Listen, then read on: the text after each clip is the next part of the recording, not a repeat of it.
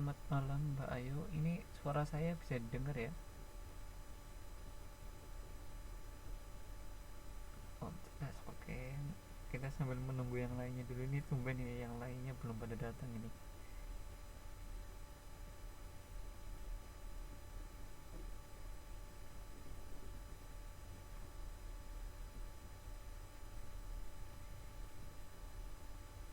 Oke, terima kasih Mbak Ayu.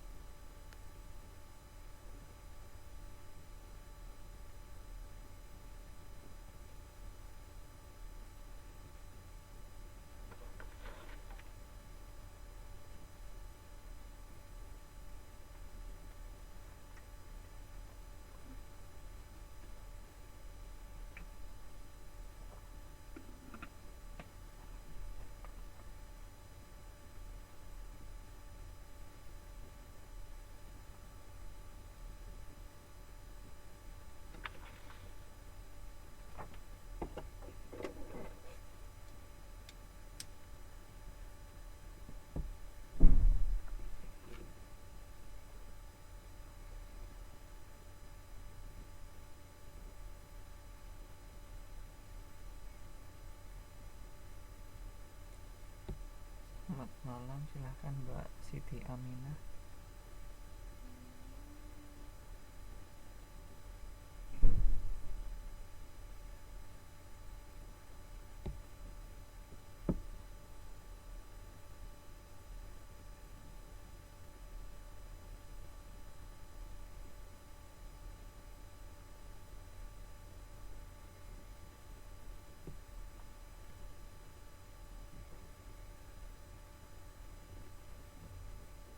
Kita masih menunggu yang lain ini Mbak Siti. Mohon ditunggu dulu yang lainnya ya, sebentar ya.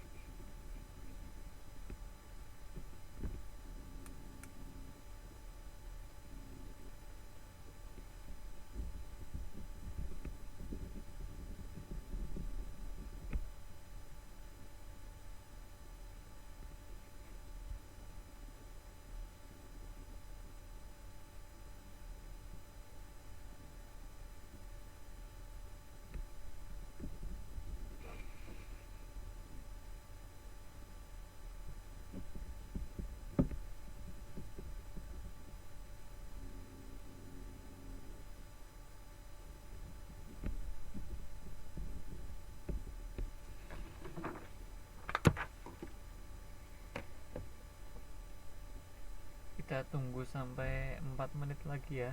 sampai jam 9 lebih 10 menit. Ini teman-teman masih pada sibuk atau gimana ini? Atau masih kecapean karena kemarin baru datang ke Taipei? Atau teman-teman ini semuanya memang sudah ada di Taipei nih?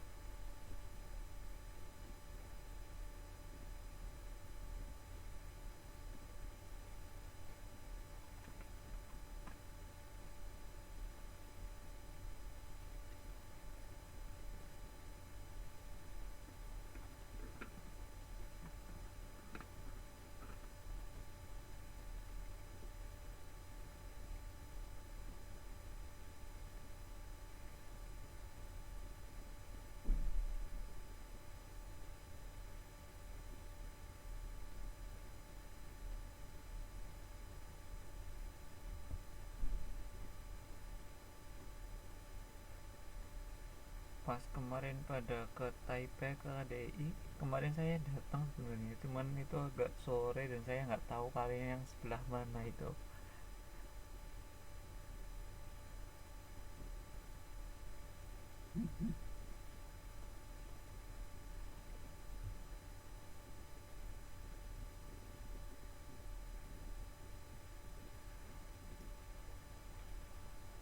Oh, kemarin banyak yang datang ya.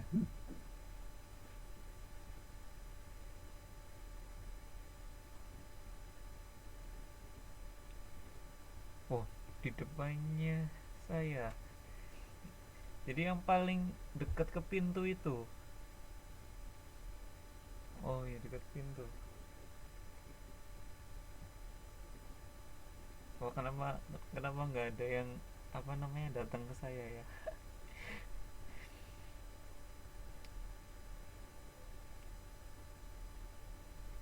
Soalnya karena saya nggak tahu jadinya, dan kalian kayaknya waktu saya datang itu pas masih ada apa namanya pertemuan nih gitu ya, masih ada gurunya, jadinya saya nggak bisa nanya-nanya, wah ini angkatan saya yang mana ini.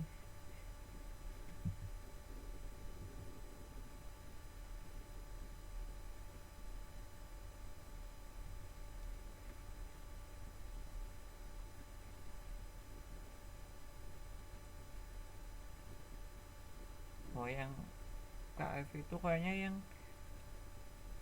yang bawa laptop yang sampai apa namanya duduk di bawah itu apa ya?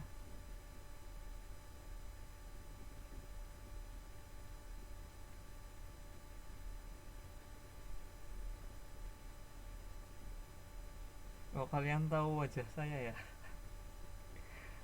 Oh, nggak apa-apa, nggak apa-apa, nggak apa-apa.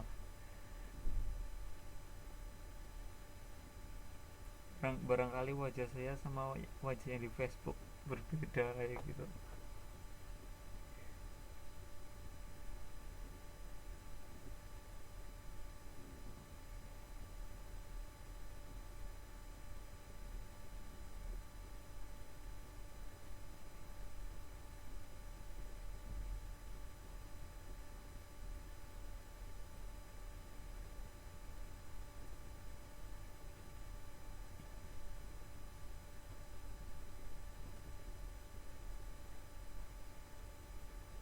Walah, kemarin kemarin mungkin acaranya kemarin padat mungkin ya, jadinya jadi banyak yang keburu-buru atau gimana gitu.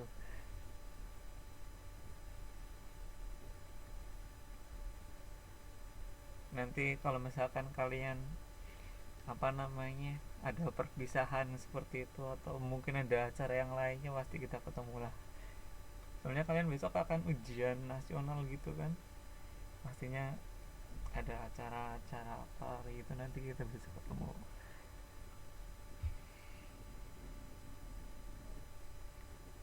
Atau malah mau liburan tiap bulan kan ada tatap muka. Oh ya, karena saya nggak kebagian ngajar tatap muka ini, tapi kalau pas tatap muka waktu saya ada di Taipei mungkin saya bisa mampir gitu.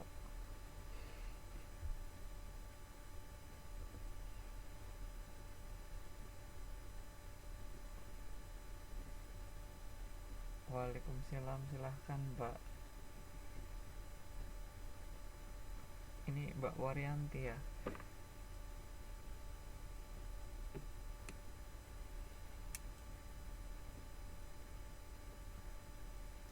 Oh, habis ujian ada perpisahan. Oke, kita kita mulai aja dulu ya kelas kita pada malam hari ini. Nanti biar kalian habis ini ada kelas lagi nggak ini? Atau karena sudah ada pertemuan yang kemarin di Taipei jadinya nggak ada kelas? Tidak, oh ya. Ya. Oh, harusnya setelah ini ada mata pelajaran KF apa ya? Ya kan karena kemarin baru ada pertemuan di KDI. Oke, kita mulai aja.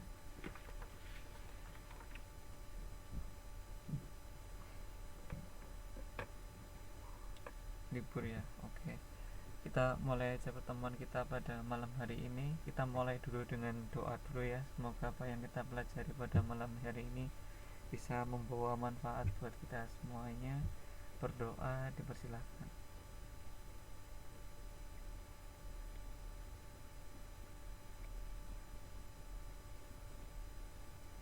Selesai. Baiklah, ini materi ini harusnya sudah masuk ke kelas 3 ya, sudah masuk ke semester kelima. Ini kelas 3 semester 1. Jadinya yang materi kelas 2 kemarin kita kebut semuanya, banyak banget itu. Mohon maaf saya ngajarnya terlalu cepat. Itu sudah selesai semua yang untuk kelas kelas 2 ya, atau biasanya disebutnya itu kalau sekarang itu kelas 11 ya, kelas 11 sekarang modelnya, kelasnya berlanjut kelas 11. Nah sekarang sudah masuk ke kelas 12 semester pertama ini. Oke, kemarin kita membahas banyak sekali tentang masyarakat multikultural dan di dalamnya ada kelompok sosial juga. Nah sekarang kita akan berganti pembahasan. Yang pertama adalah tentang perubahan sosial. Jadi nanti ini sangat berbeda dengan yang kemarin, dan pertemuan-pertemuan selanjutnya juga akan sangat berbeda dari pertemuan yang kemarin. Jadi yang sekarang kita akan membahas tentang proses perubahan sosial dalam masyarakat. Jadi apa itu perubahan sosial, bagaimana proses-prosesnya, dan bagaimana dampak-dampaknya, apa itu yang mendukung, apa itu yang menghambat adanya perubahan. Nah, kita akan membahas nanti di sini. Sebelum kita membahas lebih jauh tentang apa itu perubahan sosial, kita mengingat-ingat kembali apa pertemuan yang kemarin. Jadi mohon maaf kalau saya setiap memulai pelajaran itu pasti akan membahas sedikit tentang pertemuan yang sebelumnya, biar kita tidak tidak lupa itu ya. Soalnya bagaimanapun juga kalau kita biasanya nggak semuanya, bukan siswa KPC sini yang lainnya gitu ya, itu belajarnya itu cuma kalau ada ujian saja. Kalau anak-anak KPC, teman-teman semuanya di sini pasti belajarnya setiap hari ini, pinter-pinter soalnya. Nah, kita di pertemuan sebelumnya kita membahas tentang berbagai kelompok sosial dalam masyarakat multikultural di Indonesia ya. Jadi di situ kemarin kita membahas tentang bagian-bagian atau pembagian-pembagian dari kelompok sosial. Yang pertama adalah kelompok sosial berdasarkan ras ya. Yang kemarin kita membahasnya itu tentang kelompok adat yang dibagi menjadi 19 itu. Yang kedua ada suku bangsa. Oh, mohon maaf, yang ras itu yang cuman kemarin ada ras Arab, ras India, ada 4 itu. Ada 4 atau ada 5. cek kok nggak ada suaranya ya, ini bisa dengar suara saya ya, yang lainnya. Nah ini terus yang berdasarkan suku bangsa itu yang kemarin kita bagi menjadi 19 itu, atau kelompok adat itu ya. Yang ras itu kemarin ada ras Arab, ras India, ras Tiongkok dan sebagainya. Terus kemarin ada kelompok sosial berdasarkan agama. Jadi setiap agama di Indonesia itu punya induknya, induk apa namanya, induk organisasinya, kecuali untuk agama Islam ya. Agama Islam itu organisasinya banyak sekali gitu ya. Tidak seperti di agama Kristen, agama Hindu, Buddha. Kalau Hindu Buddha itu jelas cuman ada satu, Hindu Buddha Konghucu itu cuma ada satu organisasi induknya. Tetapi kalau Kristen sama Katolik itu kayaknya ada lebih dari satu, soalnya beda gereja biasanya itu beda aturan gitu ya. Terus selanjutnya kita kemarin membahas tentang asas dasar pendidikan. Kemarin ada jenjangnya, terus ada apa namanya, pendidikan formal, informal, dan non formal. Terus ada juga dasar kekerabatan, ada dasar ekonomi. Kemarin kita membahas tentang sedikit tentang ekonomi. Jadi kalian kalau kalian dapat pelajaran ekonomi kan ya, di ekonomi kan itu ada berbagai macam badan badan ekonomi gitu, ada firma, ada CV, terus ada PT, dan ada koperasi. Perbedaan diantaranya kan itu berbeda gitu ya. Ada yang misalkan firma itu bisa didirikan hanya dengan 2 orang, kalau PT itu modalnya harus dengan saham dan sebagainya. Nah itu ada aturan-aturannya ya. Kalau barangkali besok ketika pulang ke Indonesia kalian akan menjadi bos-bos yang menjalankan sebuah badan ekonomi. Nah di situ kan nanti kalian akan belajar, uh, harus belajar dengan baik, dan kalian harus tahu kalau mendirikan perusahaan itu dalam bentuk apa gitu ya. Mau dalam bentuk firma, mau dalam bentuk CV, mau dalam bentuk PT, atau mau koperasi ya. Nah itu kalian harus benar-benar tahu ya. Ada juga itu PO ya, perusahaan perseorangan. Nah itu bermacam-macam, dan kalian harus tahu di situ karena itu ada aturannya, ada undang-undangnya. Dan juga apa namanya, ketika ada masalah itu bisa dibawa ke pengadilan gitu ya, siapa yang bertanggung jawab, siapa yang menjadi direksinya. Nah kayak gitu. Terus kemarin juga kita membahas tentang politik ya. Politik sudah ada partainya. Partai juga kemarin ada macam-macam ya, partai apa namanya, dengan kemarin kalau bahasanya itu ada yang partai kader, ada yang partai apa namanya, massa gitu ya. Kalau yang kader itu harus dengan aturan-aturannya, kalau yang partai massa itu yang penting orangnya banyak gitu. Terus kemarin juga ada profesi itu kemarin ada yang apa namanya, membutuhkan keahlian khusus, tidak ada yang tidak membutuhkan keahlian, ada yang apa namanya, tidak tidak harus keahlian khusus tetapi juga harus punya keahlian tertentu. Nah itu kemarin kalau di ekonomi itu bahasanya itu tenaga kerja terdidik, tenaga kerja terlatih, terdidik, dan terlatih. Nah seperti itu untuk kelompok-kelompok sosial yang ada.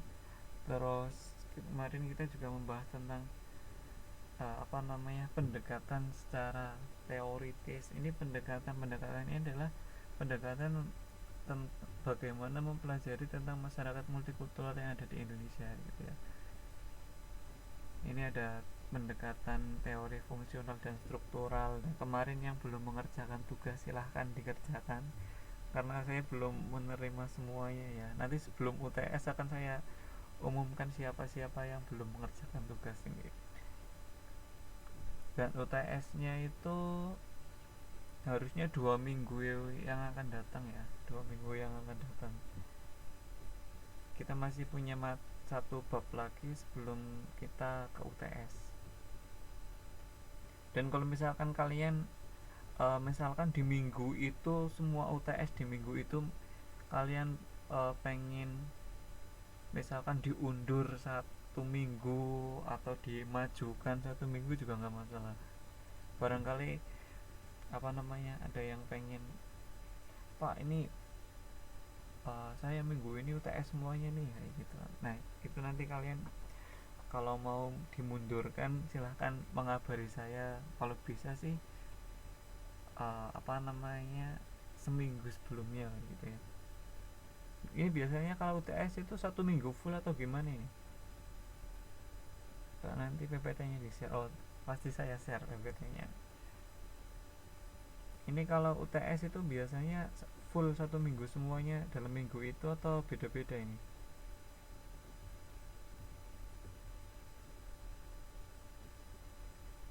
Oh sama, 1 minggu semuanya gitu ya.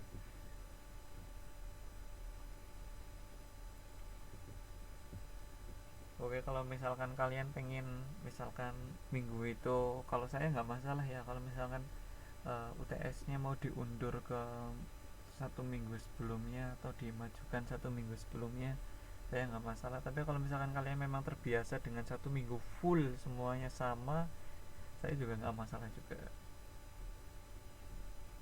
Soalnya kalau UTS kan kita memang nggak ada pertemuan ya, tinggal ngerjakan saja gitu. Wow, bareng-bareng UTS-nya. Oke, kalau kalian memang sudah terbiasa dengan seperti itu, saya nggak masalah. Soalnya biasanya beda sekolah itu biasanya beda beda sistem UTS-nya gitu ya. Sampai puyeng, wow. Ya seperti itulah namanya ujian, namanya juga ujian. Jadi ini yang kemarin pendekatan teoritisnya yang jadi PR-nya kalian atau jadi tugasnya kalian yang kedua itu tentang teori fungsional struktural gitu ya. Jadi apa ini apa namanya fungsional dan apa itu struktural. Kemarin kita membahas tentang itu ya. Terus ada teori yang kedua yaitu tentang teori konflik. Jadi ini memang ada dua macam pendekatan teoritis untuk mempelajari apa namanya masyarakat multikultural yang ada di Indonesia. Terus selanjutnya ada analisis keanekaragaman. Jadi di situ yang berperan penting di Indonesia sebagai pengikat atau sebagai panduannya itu adalah Pancasila itu ya. Pancasila yang di situ ada bunyinya Bhinneka Tunggal Ika, berbeda-beda tetap satu tujuan. Nah itu adalah sebagai kemarin kita membahasakannya itu konsensus ya. Konsensus itu adalah aturan atau perjanjian yang dibentuk bersama. Nah itu konsensusnya yang menyatukan berbagai macam perbedaan yang ada di Indonesia, yang menyatukan adalah Pancasila ini. Dan selanjutnya kita ada pengendalian konflik-konflik sosial yang kemarin itu ada apa namanya ada penguasanya, ada pihak ketiganya, atau harus ada pemaksaannya. Nah itu kemarin kita membahas berbagai macam pengendalian konflik-konflik. Dan selanjutnya kita membahas tentang faktor penyebab keanekaragaman masyarakat yang ada di Indonesia. Kita membahas kemarin tentang ada 5 faktor. Yang pertama adalah faktor sejarahnya. Faktor sejarahnya itu pada waktu datang ke Indonesia itu kan ada 2 gelombang. Yang pertama ada kemarin itu namanya Deutero Melayu kalau nggak salah, Deutero Melayu dan Neo Melayu gitu. Jadi Melayu yang lama dan Melayu yang baru gitu ya. Dan sebagian besar itu yang datang ke Indonesia itu yang sekarang menduduki suku-suku yang ada di Indonesia itu kebanyakan adalah pada waktu yang gelombang kedua ya.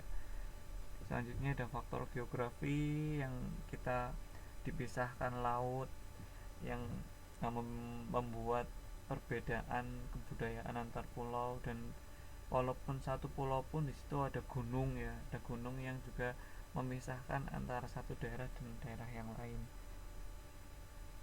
Selanjutnya adalah faktor iklim. Faktor iklim kemarin lebih ke pekerjaannya ya. Jadi ketika di musim yang iklimnya panas dan curah hujannya tinggi biasanya mereka bertani. Di modul ini, modul yang mana ya, modul yang apa namanya, modul yang ini, yang pertemuan sebelumnya ini ya.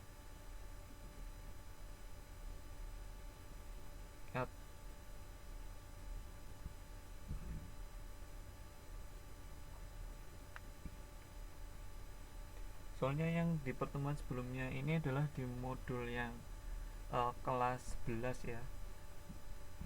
Saya cek dulu ini, karena di situ memang ada dua modul kalau tidak salah ya, yang punyanya Pak Puji. Soalnya ada satu lagi, yang satu lagi itu punyanya Pak Bagja, punya Pak Bagja ini. Oh iya, ya memang itu dua dua buku itu kadang memang menjelaskannya agak berbeda gitu ya. Sebenarnya nggak berbeda ya, itu cuma sudut pandangnya yang berbeda dan urut-urutannya aja yang berbeda, tapi dalamnya itu kalau saya lihat itu nggak terlalu berbeda lah, intinya nggak terlalu berbeda.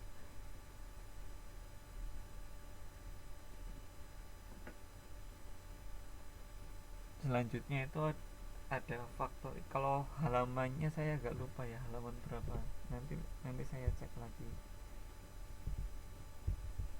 Terus selanjutnya ada faktor iklim.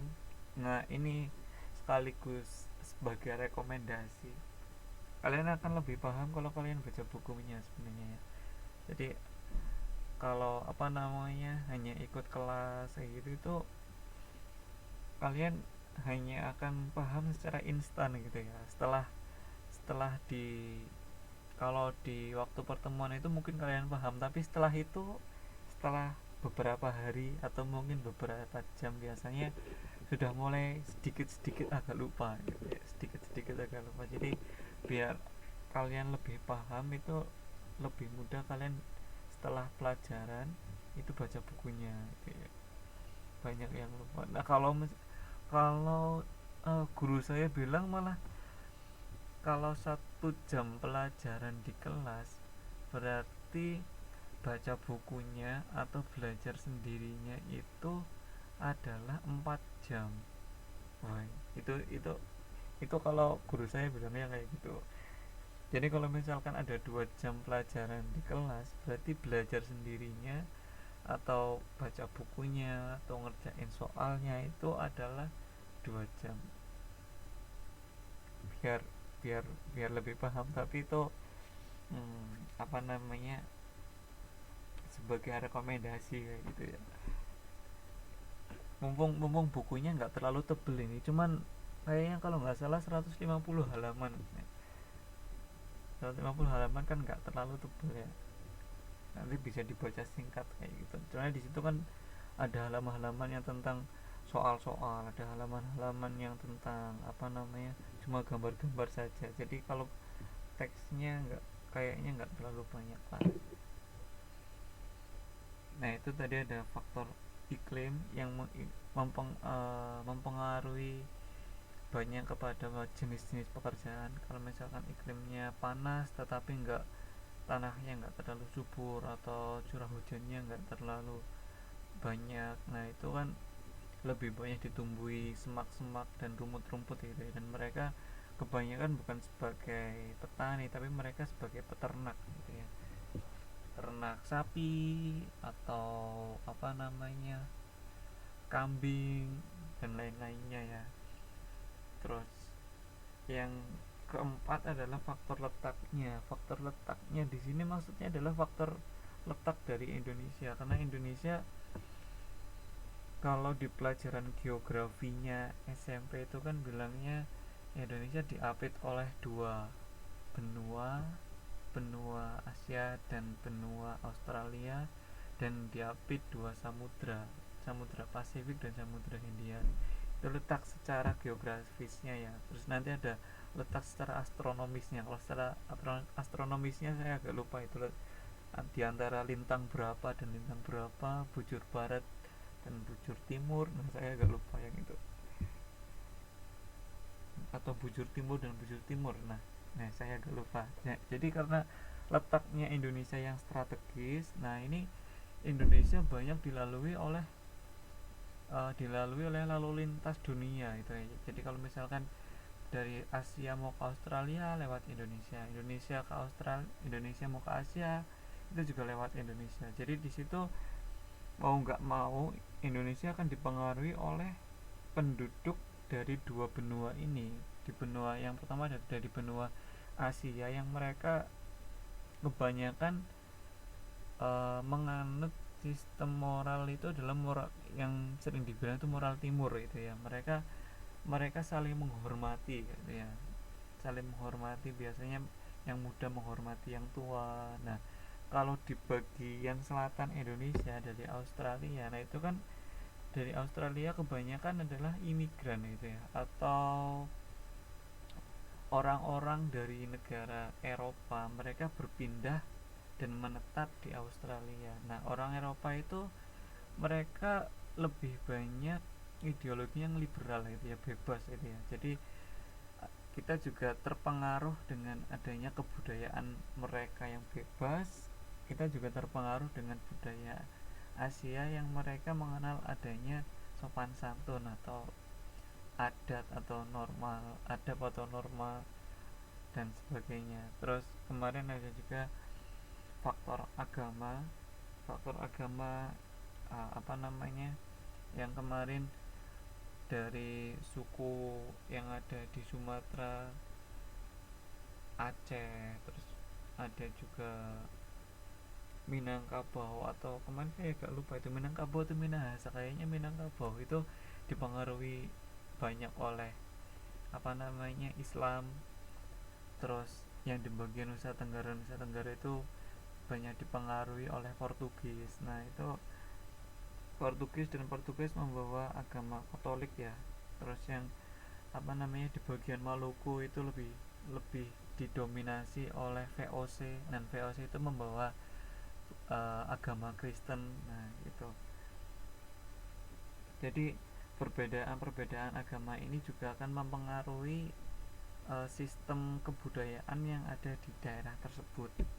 Di Bali dipengaruhi oleh agama Hindu. Jadi kebudayaan di Bali juga apa namanya yang paling dominan adalah Hindunya gitu ya.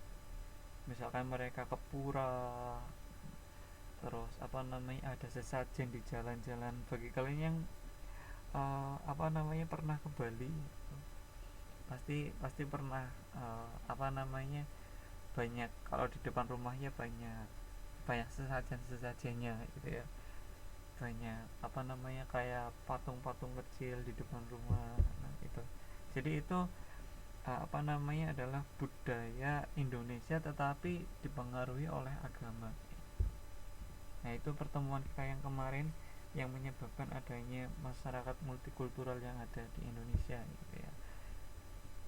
Terus selanjutnya kita masuk ke materi kita. Materi kita adalah tentang perubahan sosial. Jadi ini banyak sekali teori yang menjelaskan tentang adanya perubahan sosial itu ya. Sebelum kita melangkah lebih jauh apa itu perubahan sosial, nah ini kita perlu tahu dulu ya, perlu tahu dulu apa sih perubahan sosial. Nah, itu. Nah ini ada banyak macamnya, banyak macam pengertiannya. Mereka ahli-ahlinya sudah punya pengertian sendiri-sendiri, mengartikan sendiri-sendiri tentang apa itu perubahan sosial. Yang pertama itu dari Kingsley Davis. Nah dia itu apa namanya lebih menekankan kepada perubahan struktur dan fungsinya. Nah ini kemarin kita membahas juga tentang teori fungsional struktural gitu ya. Jadi kemarin ada beberapa yang tanya ke saya juga apa itu tentang struktural, apa itu tentang fungsional. Jadi di sini itu struktur, kalau kita melihat struktur itu paling gampang, struktur dan fungsi ini paling gampang itu melihat di bagian organisasi. Jadi di situ kan ada ketua gitu ya, ada ketua, terus di bawahnya itu ada apa saja, ada wakil ketua, ada bendahara, ada sekretaris. Nah kalau di struktur itu biasanya kan ada yang paling atas, terus ada di bawahnya juga biasanya tidak cuma satu itu ya, tidak cuma satu, misalkan sekretaris, bendahara, wakil ketua itu sejajar itu. Nah ini di sini, jadi struktur itu kalau diartikan itu ada juga tingkatannya, tetapi di dalam tingkatannya itu ada bagian-bagian yang sejajar gitu ya, ada bagian-bagian yang sejajar, dan setiap bagian itu punya fungsi yang bermacam-macam gitu ya, punya fungsi yang berbeda-beda. Jadi ketua fungsinya apa, bendahara fungsinya apa, nah seperti itu. Jadi itu uh, paling paling mudah mengartikan struktur dan fungsi itu kalau kita lihat dari struktur organisasi. Terus selanjutnya ada JP Gilin dan CL Gilin. Ya ini kalau yang kelas 12 ini bukunya malah banyak banget ya modulnya. Kalau nggak salah modulnya ada 4 ya.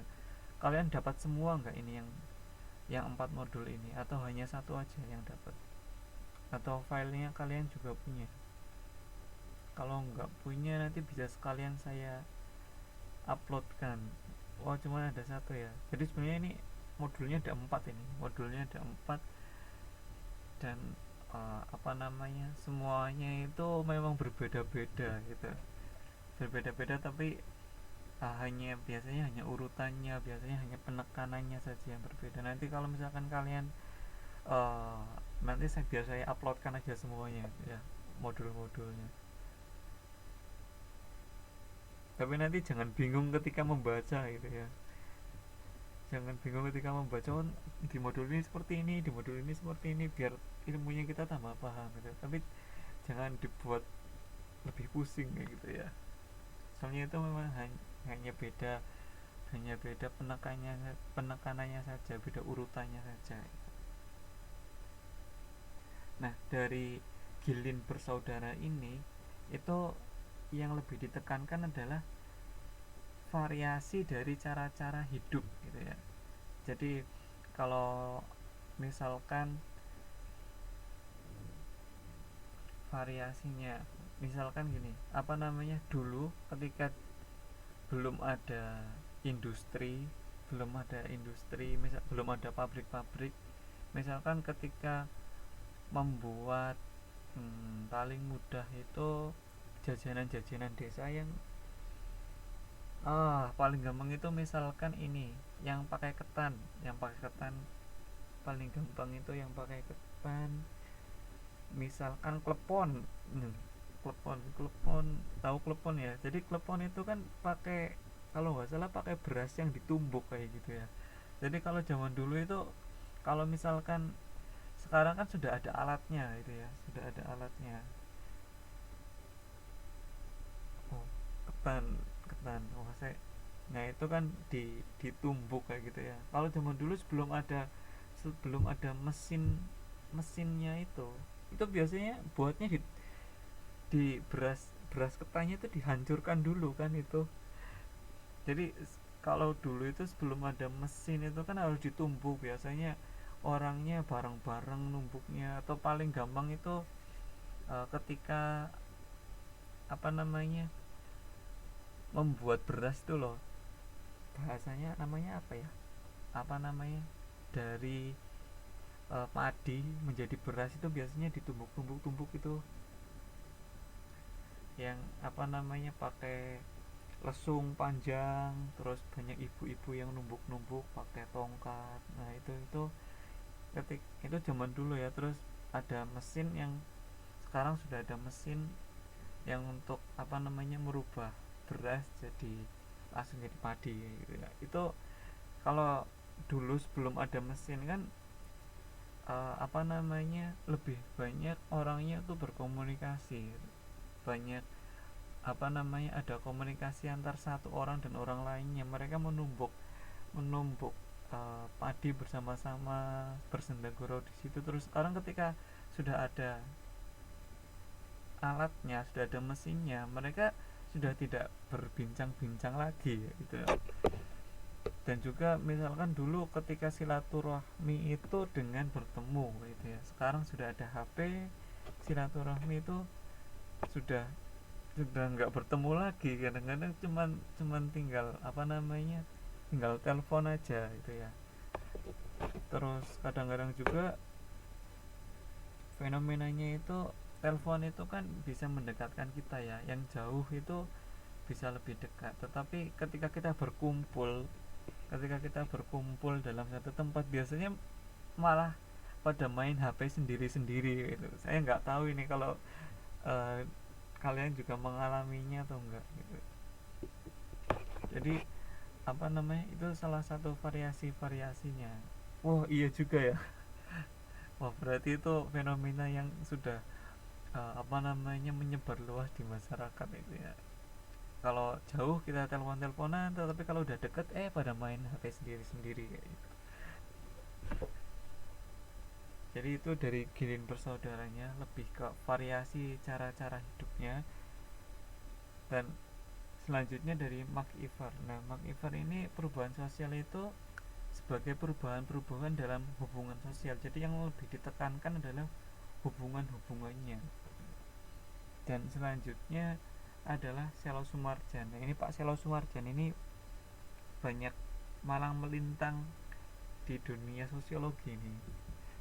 Saya yakin kalian dari semester-semester sebelumnya kayaknya banyak mendengar tentang nama orang ini gitu ya, Pak Selo Sumarjan. Nah, di sini dia mendeskripsikan perubahan sosial adalah segala perubahan pada lembaga-lembaga kemasyarakatan yang mempengaruhi sistem sosialnya. Nah, ini sistem sosialnya yang berubah, ada nilai, ada sikap, ada pola dan perilaku. Nah, ini biasanya kalau kita melihat suatu pengertian ini, kalau nggak ada contohnya itu agak susah gitu ya. Soalnya kata-katanya itu memang harus diresapi dengan pengertian atau apa namanya, bahasa Indonesia yang baik dan benar itu. Dan kata-kata yang ada di sini itu biasanya punya arti-arti yang tersendiri gitu ya. Nah, lembaga-lembaga kemasyarakatan di sini itu apa aja? Banyak sekali ya. Ada apa namanya, LSM di situ, itu juga termasuk lembaga kemasyarakatan ya. Terus desa pun itu juga lembaga kemasyarakatan ya. Ada desa, ada kecamatan, di situ ada kantor camat, itu juga termasuk lembaga-lembaga apa namanya, lembaga-lembaga kemasyarakatan ya. Terus ada organisasi-organisasinya, ada perkumpulan-perkumpulannya, itu juga organisasi masyarakat. Jadi yang lebih diutamakan adalah mereka mereka yang memegang organisasi-organisasi itu dari Pak Selo Sumarja. Nah, ini dari di sini kan kita sudah mengetahui berbagai macam perbedaan definisi ya, atau perbedaan deskripsi dari orang-orang yang memang mereka berkecimpung di dunia itu. Nah, di sini kita membahas tentang teorinya. Ini ke depan ini nanti akan terus membahas tentang teoritis-teoritis gitu ya. Kalau saya bilang itu pelajarannya agak lumayan berat gitu. Jadi kalau misalkan kalian ada yang perlu ditanyakan nanti, silahkan langsung bertanya ya, atau mau bertanya lewat Facebook atau lewat email pun juga nggak masalah. Soalnya ini memang kata-katanya, terus apa namanya, yang dipelajari juga itu memang agak terlalu berat ya, tentang teori-teori, tentang apa namanya, perubahan-perubahan sosialnya. Nah, itu kalau saya kalau saya dari sudut pandang saya ini memang sudah lumayan berat. Jadi kita mulai dari teori siklus. Jadi siklus itu adalah perubahan sosial yang berulang-ulang. Nah, ini ada gambarnya. Di situ ada dua macam, teori siklus dan teori linier gitu ya.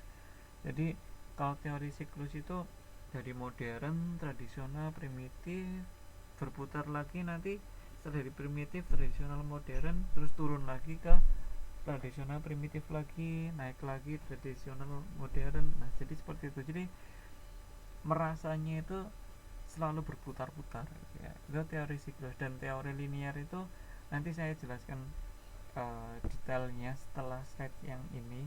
Jadi teori linier itu mulai dari masyarakat yang primitif, terus tradisional, terus modern, dan akan terus meningkat gitu ya.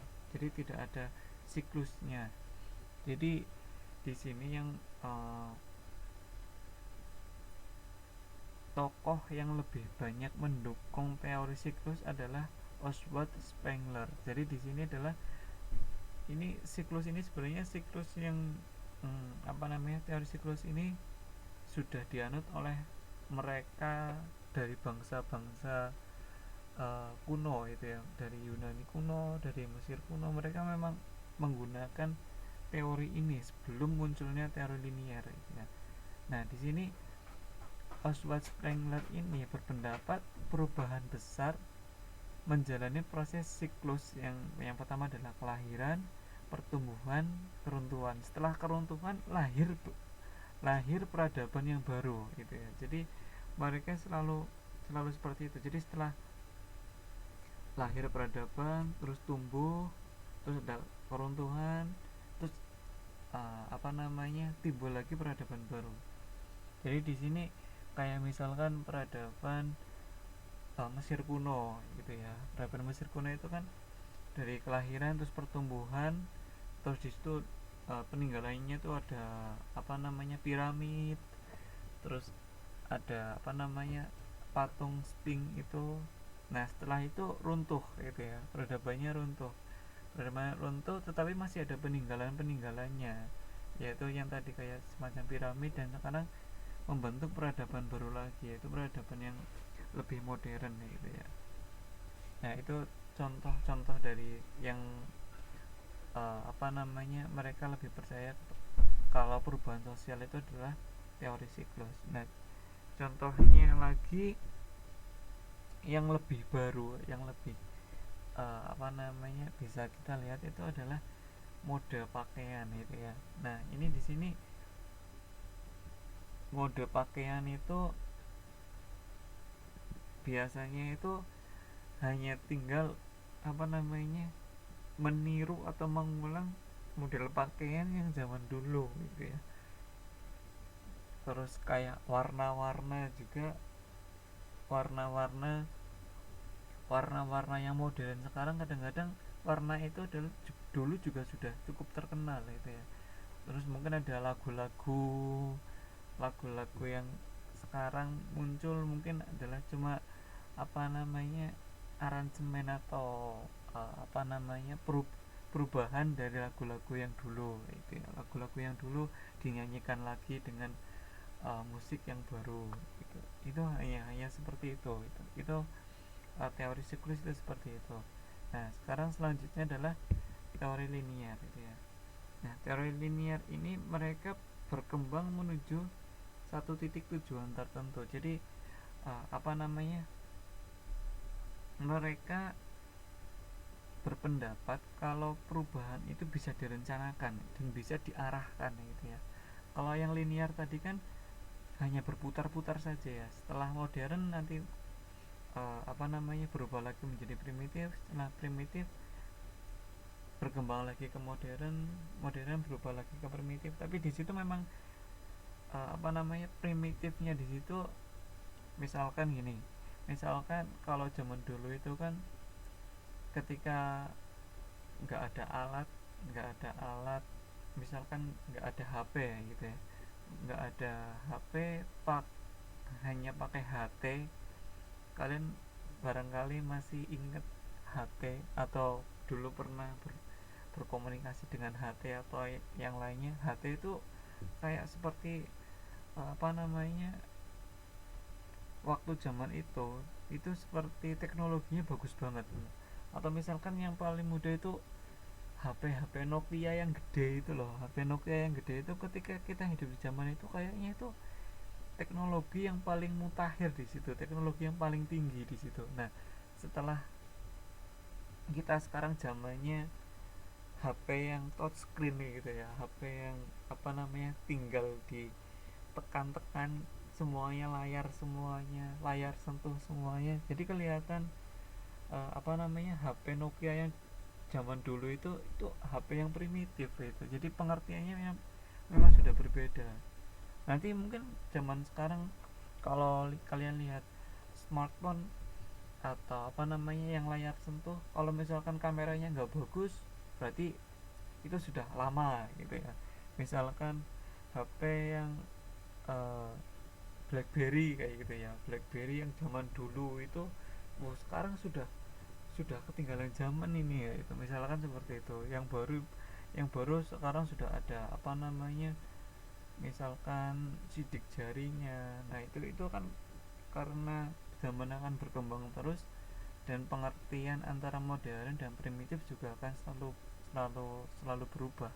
Nah di sini berbeda dengan teori linear. Jadi teori linear itu perubahan-perubahan ini bisa diarahkan gitu ya. Nah di sini teori linear ada dua macam. Yang pertama adalah evolusi, yang kedua adalah revolusi. Nah ini evolusi dan revolusi ini biasanya sering digunakan di IPA ini. Jadi kalau evolusi itu adalah perubahan yang lama itu ya, perubahan dengan tahapan-tahapan tetapi memakan waktu yang lama. Dan kalau revolusi itu perubahan-perubahan tetapi waktunya sangat cepat. Nah di sini ada Herbert Spencer. Nah di sini setiap masyarakat berkembang melalui tahapan-tahapan yang pasti dan diisi oleh mereka yang memenangkan perjuangan hidup. Jadi di sini dia berpendapat itu mereka yang kuat, mereka yang bertahan, mereka yang akan mengisi masa depan gitu. Kata-katanya intinya seperti itu. Kalau dari Emile Durkheim ini, masyarakat yang berkembang itu, nah ini kata-katanya agak sulit ini, dari solidaritas mekanik, yaitu tercenderung terdapat keseragaman sosial di situ, ke solidaritas organik ya. Mereka berakal dari perbedaan yang apa namanya lebih lebih mengutamakan perbedaan daripada persamaan. Nah biasanya ini apa namanya agak susah dicerna itu ya, agak susah dicerna. Jadi maksudnya gini, apa namanya, yang dulu itu apa namanya, orang-orangnya misalkan dalam satu kelompok di desa gitu ya. Di desa itu mereka lebih banyak bertani. Nah karena adanya perubahan zaman, mereka banyak yang keluar desa kayak gitu.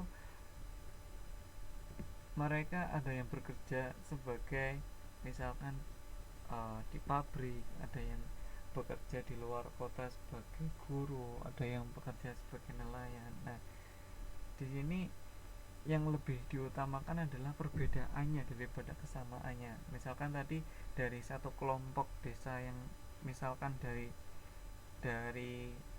satu kecamatan yang sama atau satu desa yang sama, misalkan desa A, tapi di situ orang-orang desa A punya banyak berbagai macam pekerjaan yang berbeda. Nah yang lebih dilihat adalah pekerjaannya ini. Nah, itu dari Emil Durkheim.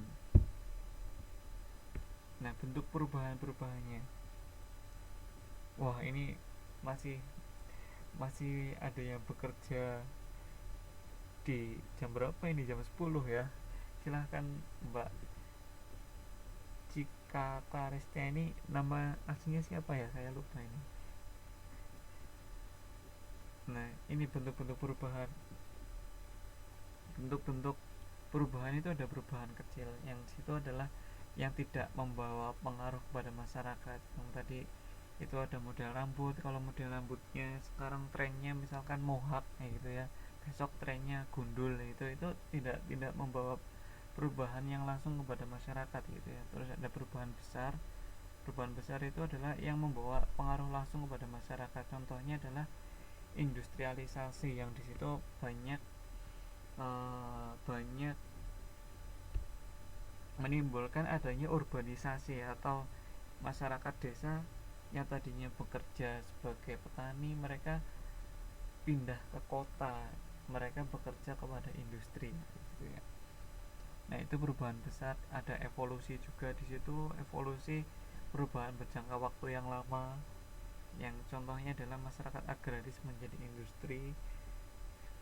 Dan juga ada revolusi itu perubahan yang berlangsung cepat ya. Contohnya adalah revolusi industri di Inggris.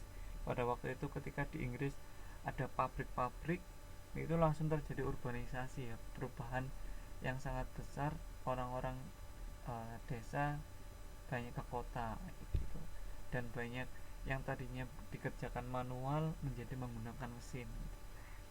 Itu contohnya revolusi. Selanjutnya ada perubahan yang dikehendaki. Jadi perubahan yang dikehendaki contohnya adalah tahapan perubahan sosial dan kebudayaan yang telah direncanakan oleh agen perubahan. Agen perubahan ini banyak sekali ya. Agen perubahan itu salah satu contohnya adalah kita gitu loh. Kita sebagai pelajar adalah agen perubahan. Nah, contohnya adalah pembangunan rumah sakit, ada dokter-dokternya di situ. Terus perubahan yang tidak dikehendaki. Nah, perubahan yang tidak dikehendaki ini adalah ketika kita membuat sesuatu itu, pembuatan sesuatu itu direncanakan, tetapi akibatnya yang terjadi itu tidak direncanakan itu ya. Akibatnya yang tidak direncanakan contohnya adalah kita membuat jalan raya. Nah, itu di situ lalu lintasnya jadi tinggi, kecelakaannya juga jadi tinggi. Nah, itu pembangunan jalan rayanya kita rencanakan, tetapi akibat buruknya ini yang tidak kita rencanakan itu ya. Kalau misalkan ada internet, apa namanya di situ kita, selain kita jadi lebih lebih mudah untuk belajar, juga bisa ada dampak negatifnya juga. Misalkan kita bisa mengakses situs-situs yang seharusnya tidak diakses. Nah, itu kayak gitu. Nah, kita masuk ke faktor penyebab perubahan sosial. Yang pertama adalah faktor dari dalam. Ini faktor dari dalamnya itu ada apa aja sih? Yang pertama adalah tentang adanya pertambahan penduduk. Pertambahan penduduk yang menyebabkan pola tempat tinggal, Jadi ketika dulu itu, ketika penduduknya masih kecil, kita hanya tinggal di satu desa. Terus ketika desa itu menjadi perkotaan atau seperti apa gitu, di situ akan menyebabkan pola tempat tinggalnya itu berbeda. Misalkan yang tadinya itu, kalau di Taiwan itu kan tempat tinggalnya banyak yang bertingkat-bertingkat kayak gitu ya, bertingkat-bertingkat. Kalau di Indonesia itu kita masih biasanya masih bisa menginjak tanah di di di rumah kita itu ya, di depan rumah kita. Kalau di sini kan jarang sekali kalau rumah hanya satu lantai gitu ya. Biasanya lebih banyak ke apartemen itu. Selanjutnya ada pertentangan dalam masyarakat. Nah, pertentangan dalam masyarakat ini karena adanya konflik antar kelompok, jadinya masyarakat itu berubah. Yang dulu paling gampang itu ya antara Madura dan Sampit kayak gitu ya. Kalau ada juga Mataram Lama dan Mataram Baru. Dulu ada kerajaan Mataram Baru, Mataram Islam, dan Mataram Kuno. Itu mereka berpisah karena pemberontakan, adanya pertentangan apa namanya antara anak dan anaknya raja sama anaknya raja bertengkar. Rajanya meninggal, mereka membuat kerajaan-kerajaan baru. Nah, itu contohnya pertentangan dalam masyarakat itu yang dulu gitu ya. Terus adanya pemberontakan atau revolusi, yang di situ pemberontakan atau revolusi menyebabkan perubahan peta politik dalam kehidupan berbangsa dan bernegara. Misalkan pemberontakan yang ada di Timor Leste. Nah, itu pemberontakan jadi menghasilkan negara baru. Nah, atau pemberontakan yang ada di Papua, atau yang ada di mana, kelompok-kelompok separatis ini juga mau tidak mau akan mempengaruhi lingkungan sosial yang ada di daerah itu. Terus berkurangnya penduduk. Nah, ini berkurangnya penduduk juga karena semakin berkurangnya penduduk menyebabkan pertumbuhan masyarakat secara keseluruhan. Contohnya adalah urbanisasi ya. Urbanisasi yang karena tadinya ada industrialisasi, yang tadinya masyarakatnya di desa itu lebih banyak bertani. Ketika masyarakat yang muda-muda itu pada pergi keluar semuanya. Nah, ini di desa jadi tenaga mudanya itu berkurang gitu ya. Ini berkurangnya penduduk juga akan menyebabkan adanya perubahan sosial. Misalkan paling mudahnya kita gitu ya, kita apa namanya bekerja, atau saya misalkan belajar di sini, kalian juga belajar di sini, itu kan meninggalkan tempat tinggal kalian. Jadinya mau tidak mau di tempat tinggal kalian orang-orang mudanya itu berkurang gitu. Nah itu faktor yang dari dalam masyarakat. Kalau dari luar masyarakat itu, oh ini masih masih di dalam masyarakat ya, ada juga penemuan baru atau inovasi. Nah, suatu proses sosial yang besar yang terjadi dalam jangka waktu tertentu. Misalkan gini, kalau misalkan di tempat kalian ada yang menemukan, oh kalau misalkan menanam tanaman ini itu akan lebih, misalkan tadinya hanya menanam padi gitu ya, terus di situ ada penyuluhan atau ada hasil penelitian dari Jakarta atau dari mana datang ke situ memperkenalkan tentang menanam tanaman padi yang jenis baru gitu, atau misalkan mencampur antara padi dengan palawija atau dengan yang lainnya, misalkan di situ nggak pernah panen terus diganti dengan palawija dan sebagainya. Nah itu karena adanya penemuan baru itu akan membentuk perubahan-perubahan sosial yang ada terjadi di masyarakat tersebut. Nah penemuan baru ini atau inovasi ini ada dua macam. Yang pertama adalah discovery. Discovery itu adalah hanya penemuan baru gitu ya. Hanya penemuan baru tetapi tidak digunakan di masyarakat. Kalau invention, nah itu selain ada penemuan baru itu, tetapi penemuan baru itu sudah diterapkan di masyarakat, sudah diakui, sudah diterima di masyarakat. Nah itu adanya penemuan baru. Selanjutnya ada peranan nilai yang diubah. Nah peranan nilai yang diubah ini maksudnya adalah nilai yang diubah membawa perubahan dalam masyarakat. Contohnya apa namanya, yang paling gampang norma hukum gitu ya. Norma hukum, kalau misalkan dulu misalkan ketika tidak ada apa namanya, belum ada HP itu, belum ada norma hukum tentang undang-undang ITE atau apa namanya, ITE itu interaksi atau saya lupa itu, pokoknya tentang yang mengatur tentang informasi yang ada di media elektronik gitu ya. Jadi di situ yang dulu itu pada waktu kita masih kecil itu belum ada HP, belum ada apa, itu belum ada undang-undangnya. Terus sekarang sudah ada undang-undangnya. Nah itu nilai-nilainya juga berubah di situ. Terus ada juga peranan tokoh karismatik. Nah peranan tokoh di karismatik ini, misalkan kalau misalkan ada tokoh yang benar-benar kalian hormati, yaitu misalkan Pak Soekarno. Pak Soekarno dulu merubah dari yang mentalnya orang, suara saya hilang-hilang gitu ya. Biar saya mendekatkan lagi ke mic-nya ini. Jadi kalau peranan tokoh karismatik itu contohnya waktu dulu Soekarno itu ya, yang dulu ketika mental kita itu masih dijajah karena adanya tokoh-tokoh yang memperjuangkan kemerdekaan, kita jadi semangat untuk berjuang gitu ya. Kita jadi semangat untuk berjuang. Jadi itu karena adanya tokoh-tokoh karismatik itu. Misalkan ada juga yang dulu misalkan kita tidak semangat untuk belajar gitu ya, setelah kalian mendengarkan pengajian atau mendengar apa, kalian dinasehati, oh belajar itu adalah sesuatu yang mulia ya, belajar mencari ilmu adalah sesuatu yang membuat kita masuk ke surga. Nah itu nanti misalkan kalian jadi semangat. Nah itu adalah salah satu peranan dari tokoh karismatik yang merubah di kehidupan kita.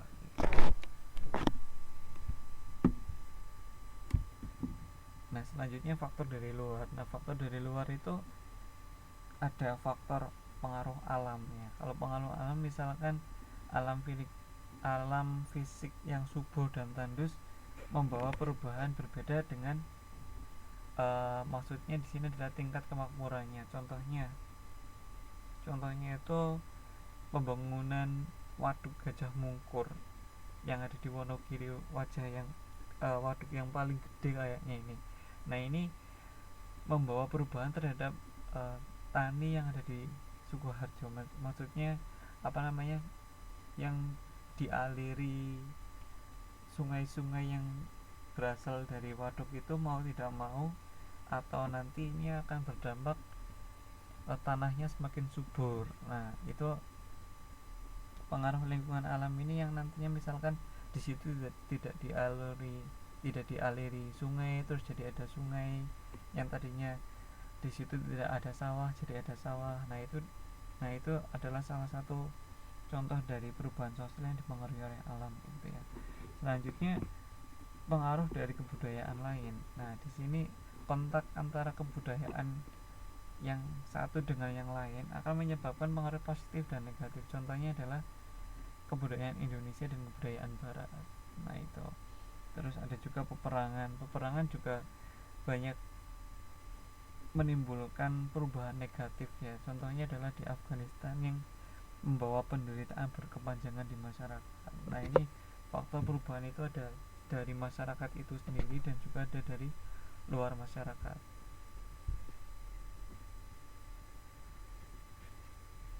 Nah ini yang lebih penting lagi ya.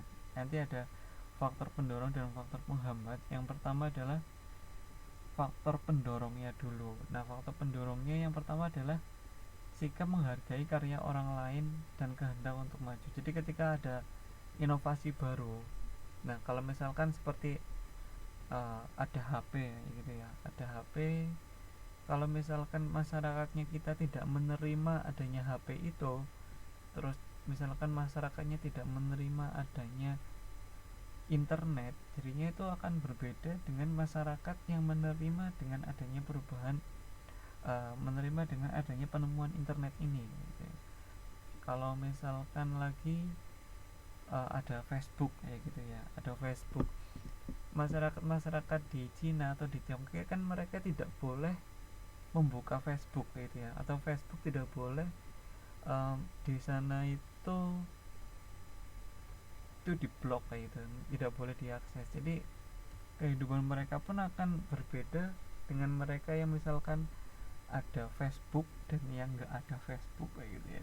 Yang biasanya di Facebook banyak yang foto-foto, terus ada juga yang memang banyak menyebarkan informasi-informasi yang di Facebook, dan itu akan berbeda juga dengan yang nggak ada Facebook. Misalkan mereka tidak bisa berbagi foto-foto, misalkan mereka juga tidak bisa apa namanya menyebarkan banyak informasi. Nah itu adalah dari sikap kita terhadap hasil karya orang lain atau inovasi orang lain.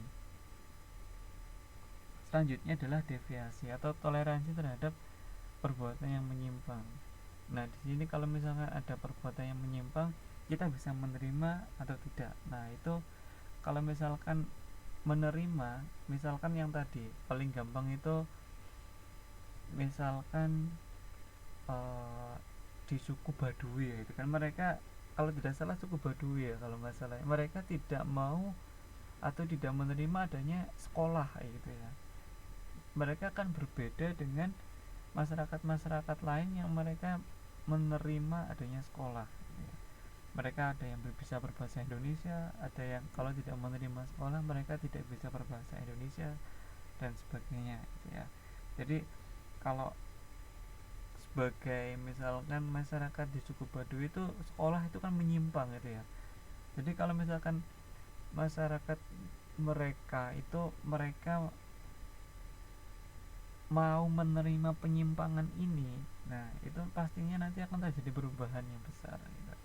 Kayak contohnya kita waktu dulu kalau dari zaman paling mudahnya itu, kalau HP agak susah gitu ya. Kalau HP itu yang dulunya itu zamannya itu masih pakai tombol-tombol gitu, terus ada yang bikin apa namanya layar sentuh itu kan dikatakan menyimpang gitu ya, dikatakan menyimpang. Tapi sekarang karena diterima, malah sekarang apa namanya banyak yang memakai layar sentuh gitu.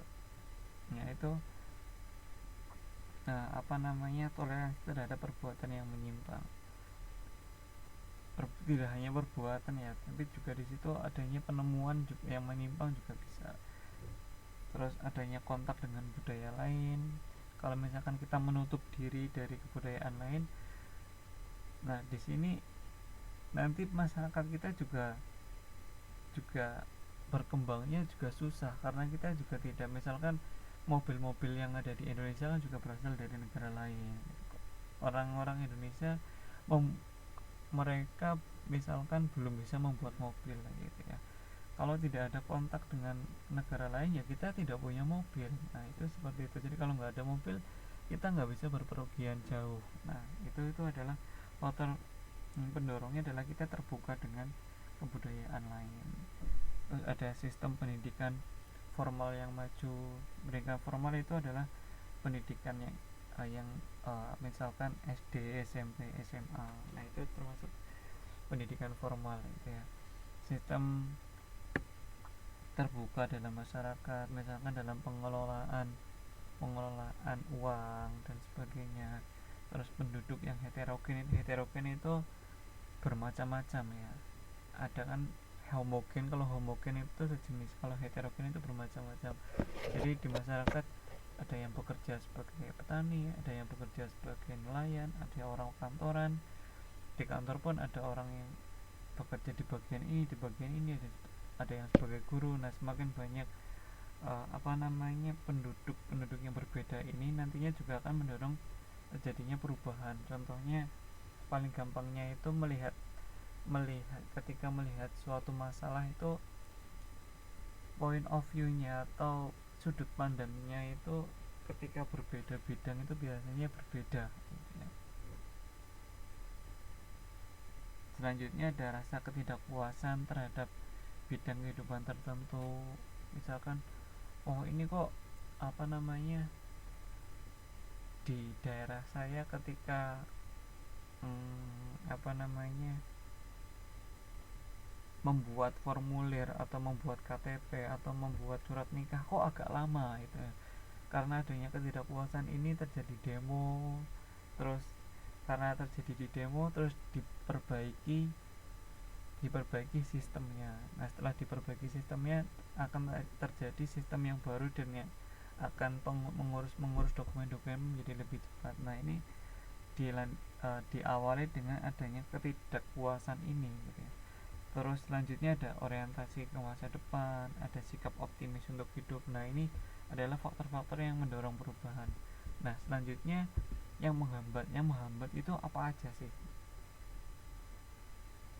Yang menghambat yang pertama adalah takut gitu ya. Takut apa? Takut terjadi kegoyahan yang mempengaruhi integritas budaya. Jadi oh jangan-jangan kalau misalkan apa namanya saya menerima teknologi ini nanti kita jadi terpecah belah. Itu misalkan kita menerima HP itu, jadi jangan-jangan kita jadi tidak bisa bersilaturahim. Misalkan nanti masyarakat akan menganggap kalau mudik itu tidak perlu. Nah ini rasa-rasa takut seperti inilah yang nanti akan menghambat adanya perubahan gitu ya. Selanjutnya adalah sikap tertutup dan berprasangka terhadap hal-hal baru. Jadi pokoknya saya taunya hanya ini, yang saya pelajari adalah ini gitu.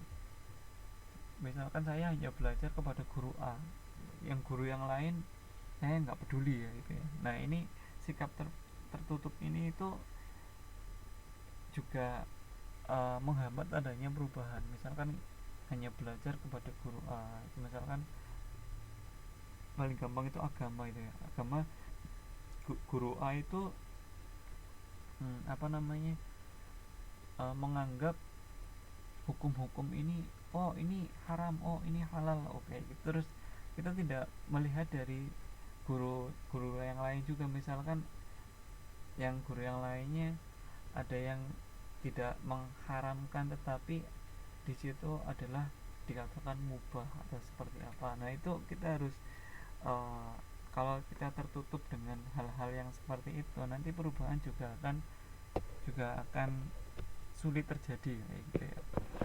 Nah kita bagaimanapun juga kalau misalkan kita terbuka juga, kita pastinya juga mempunyai batasan-batasan. Terus kurangnya hubungan dengan masyarakat lain karena adanya tertutup itu, atau karena adanya faktor geografis, adanya gunung atau adanya laut.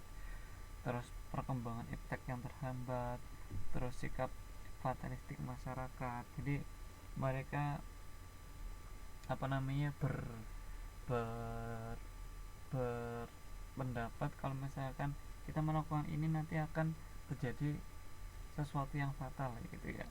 Terus ada vested interested, adanya kepentingan-kepentingan individu yang tertanam pada diri agen perubahan. Misalkan pelajar-pelajar ini ada orang-orang yang punya kepentingan-kepentingan individual, itu pengen ini, pengen itu, pengen ini, pengen itu, yang jadinya kita jadi ikut-ikutan nih gitu ya. Nah itu juga bisa menghambat adanya perubahan. Kalau misalkan bilang oh itu adalah bid'ah, oh itu adalah bid'ah ya, itu dari faktor agama ya, tapi itu paling mudah contohnya gitu ya, paling mudah dicontohkan. Terus hambatan-hambatan yang bersifat ideologis, terus karena saya menganggap ideologi yang lain itu tidak baik, saya nggak mempelajari ideologinya mereka. Nah itu ada juga yang seperti itu. Dan juga ada hambatan dari faktor adat dan kebiasaan, misalkan di adat saya ini harus seperti ini. Nah tuh, jadi karena kita hanya terpacu pada adat tertentu, kita tidak menghargai atau tidak mempelajari adat-adat yang lain. Terus ada sikap pesimis juga, jadi nggak semangat gitu ya, tidak semangat untuk berubah. Nah itu juga akan menghambat adanya perubahan. Nah ini proses perubahan sosialnya. Proses perubahannya itu ada banyak. Yang pertama adalah difusi. Difusi itu uh, bahasa mudahnya itu adalah perembesan. Nah jadi proses penyebaran unsur-unsur budaya dari satu masyarakat ke masyarakat lain. Jadi karena bertetangga jadinya mereka ikut-ikutan gitu ya. Difusi paling gampangnya adalah merembes gitu ya. Difusi itu bahasa bahasa bahasa ilmiahnya itu difusi gitu ya. Nah difusi ada macam-macam. Yang pertama adalah difusi intramasyarakat atau difusi di dalam masyarakat. Nah ini difusi yang seperti apa sih? Yaitu difusi yang kebudayaan antar individu dalam suatu masyarakat atau antar golongan gitu ya. Tapi masih dalam satu masyarakat. Nah ini dipengaruhi oleh apa? Dipengaruhi oleh adanya suatu pengakuan unsur baru.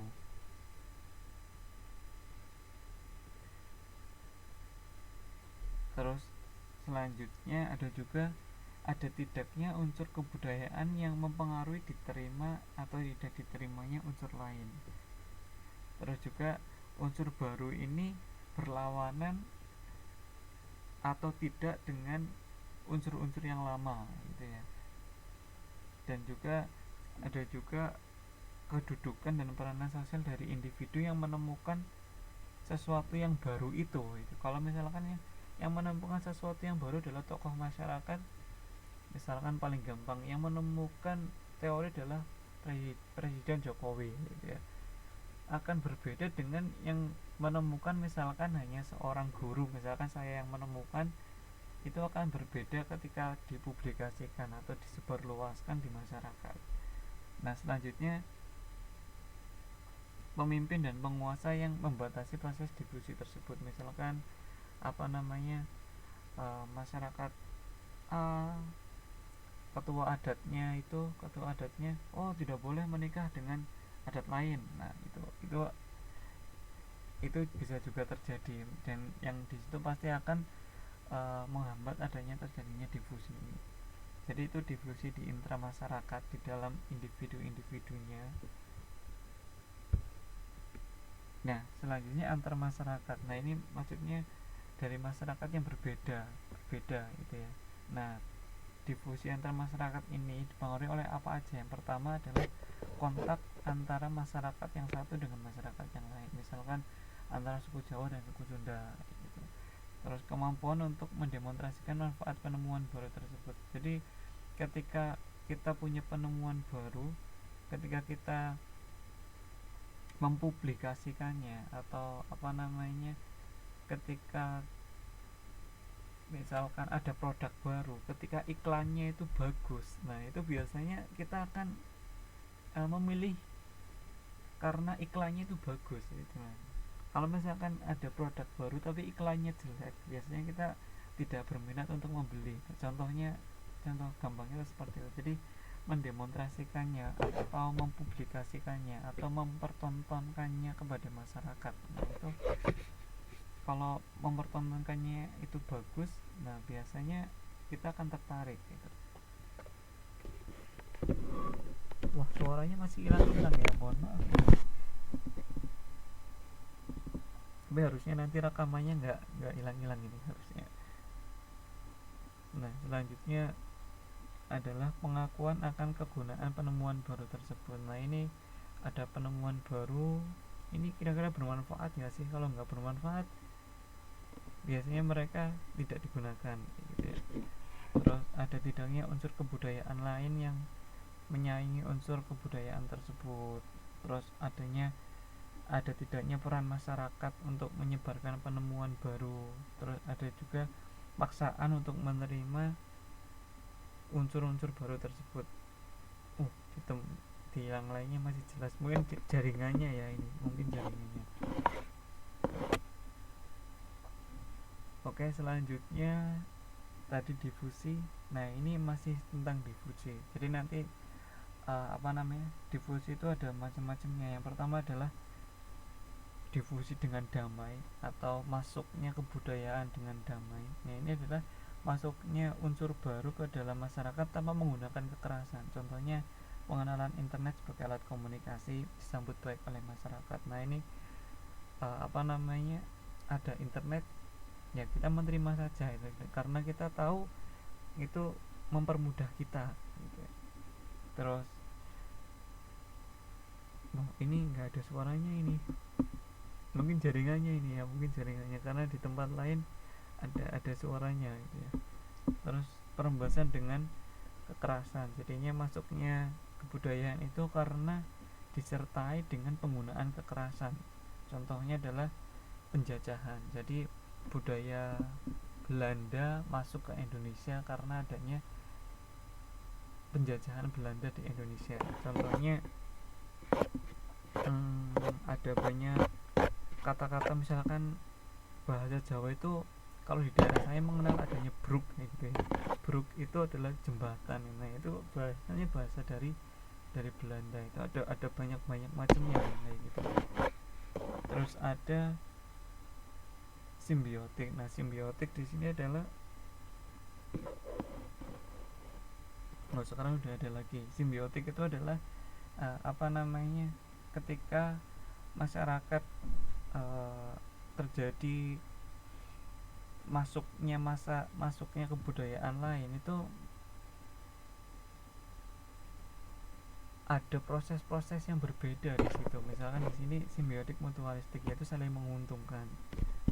Ada juga komensalistik, yaitu yang ada pihak yang diuntungkan, ada pihak lain yang tidak dirugikan dan tidak diuntungkan. Kalau di biologi banyak dibahas ini, di biologi.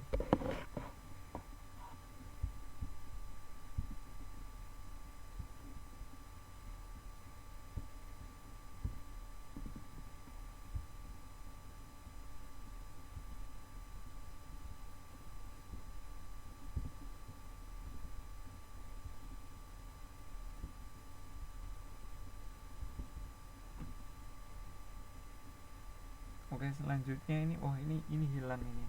Ada mutualistik, komensalistik.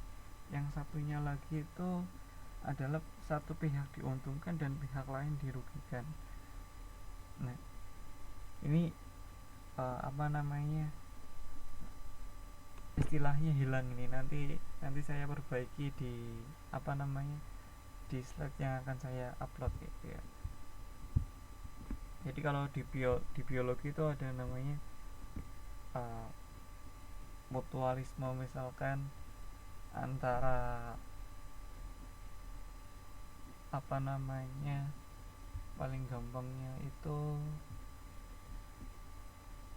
saling menguntungkan.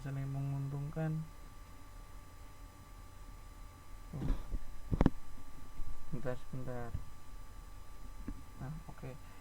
Mutualistik, mutualisme, simbolis, mutualisme paling gampang itu saling menguntungkan.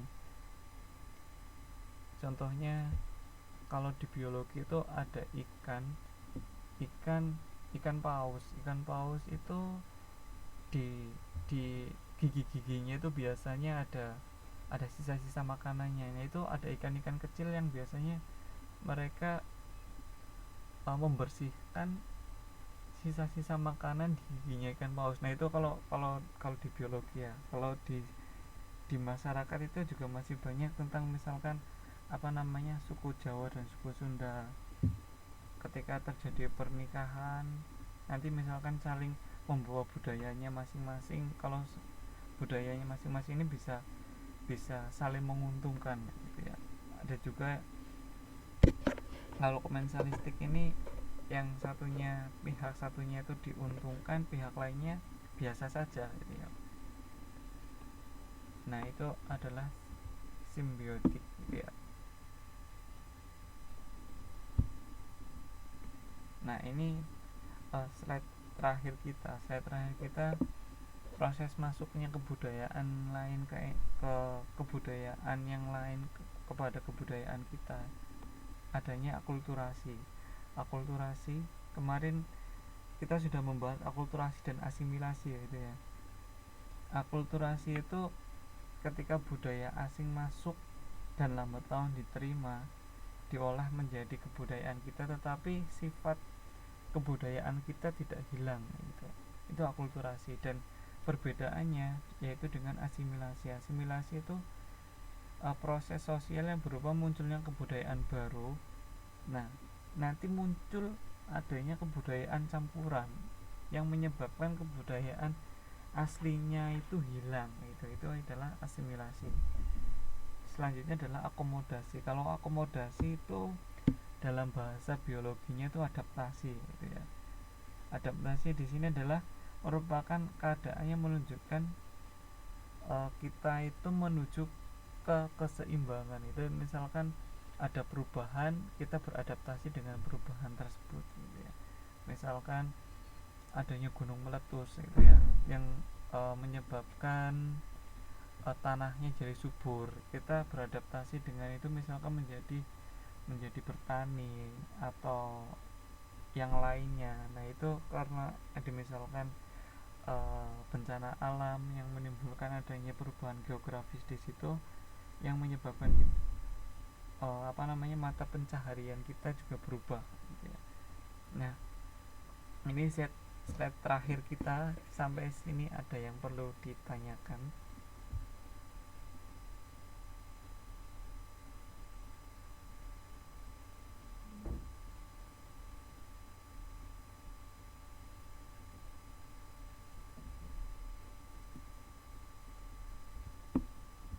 Ini suara saya masih bisa didengar ya?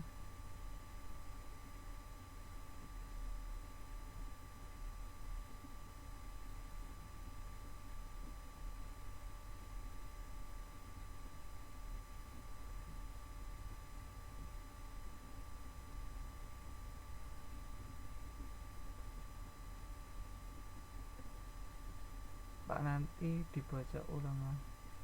Nggak ada Pak. Oh, mau membaca ulang PPT-nya ya. Jadi apa namanya, mohon maaf ini saya menyampaikannya kalau terlalu cepat dan sebagainya. Ini karena materinya kita banyak sekali, dan ini kalau di pelajaran-pelajaran yang lainnya juga menyampaikannya cepat atau gimana ini?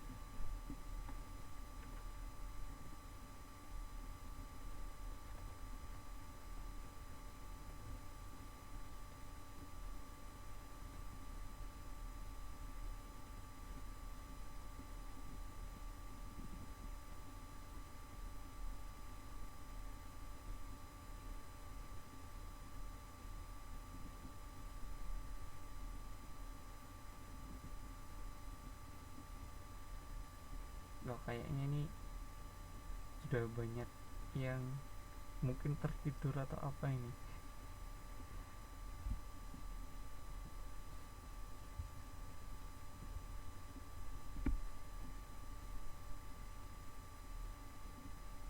Oh, masih ada. Jadi mohon maaf ini, uh, saya ingin tahu kalau dari pelajaran-pelajaran yang lainnya itu memang mengajarnya cepat atau gimana ini.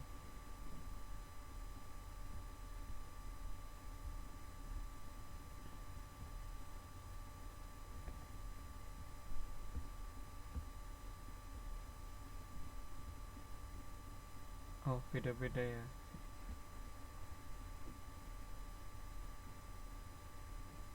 Jadi kalau misalkan kalian, seperti yang sering saya sampaikan, kalau ingin saya mengajarnya lebih lambat lagi, nanti akan saya perlambat.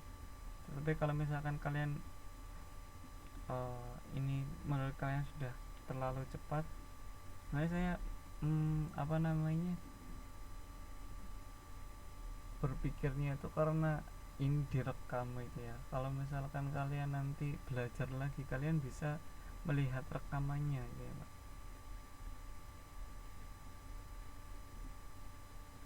Oh, oke. Jadi nanti kalau nggak paham biar ditanyakan lagi ke saya, dan mohon maaf kalau saya interaksinya kurang dengan kalian, karena kalau misalkan saya terlalu banyak berinteraksi, karena ini nanti materinya nggak selesai gitu ya. Kalau nggak selesai sekarang, misalkan sampai slide 16 itu ya, sampai 16, kalau saya waktunya habis itu baru sampai slide 10, nanti slide 6 nya di pertemuan yang akan datang itu nggak selesai-selesai gitu ya. Oke, terima kasih. Oh iya, nanti kalau yang nggak paham silahkan langsung ditanyakan ke saya gitu ya. Oke, kalau tidak ada pertanyaan, marilah kita akhiri pertemuan kita malam ini.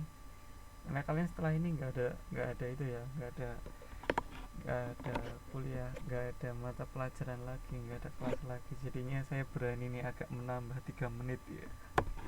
Biasanya saya pasti persis waktunya selesai sebelum setengah 11 gitu. Ini sudah lebih 4 menit ini. Oke, karena tidak ada yang ditanyakan, kita apa namanya, akhiri kelas kita pada malam hari ini. Marilah kita berdoa. Tidak ada tugas. Jadi tugasnya itu nanti ada tugas lagi setelah kita UTS gitu. Kalau mau ada tugas lagi, saya dengan senang hati.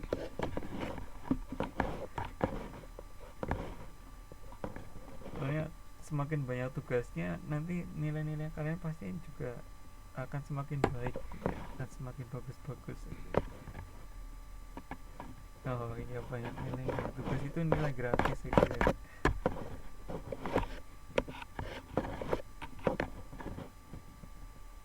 Daripada ujian, biasanya kalau ujian itu susah-susah ya. Oke, kalau nggak ada pertanyaan, kita akhiri. Kita berdoa dulu, semoga apa yang telah kita pelajari itu bisa bermanfaat buat kita semuanya. Dan ketika ada salah-salahnya, saya mohon maaf ya. Berdoa dipersilahkan.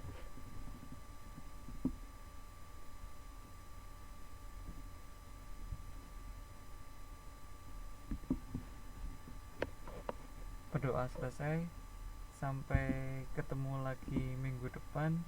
Terima kasih. Wassalamualaikum warahmatullahi wabarakatuh.